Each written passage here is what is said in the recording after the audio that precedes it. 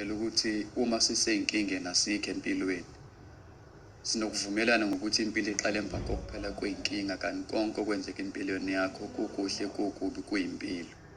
Ngakho-ke khala zome mntakama, sinokuphenduka izisulu zezinto esisibhake kuzo ngenhloso, kokunye senziwa injabulo yesikhashana. Dade kuyafiwa ngisho kuhlekwa. Sinokuthathwa amagama akhulunywa kamnandi kanti abaphimisi mawo babuswa isiqubulo sikangeke ngife ngedwa.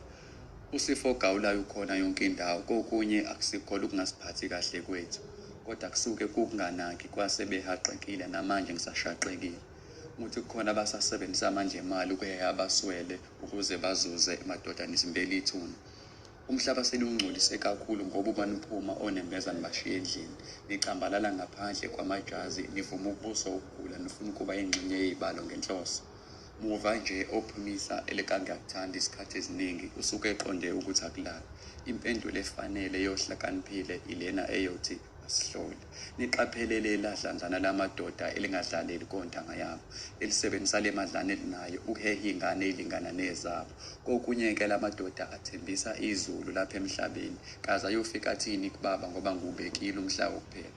Bengisawuphupha-ke umhlaba olandelayo, lapho abesifazane beyoyimela khona, bengacabanga ukuthi impumelelo yabo ilele kwabesilisa, lapho uthando luyozimela khona ngale kokuqhathaniswa namali.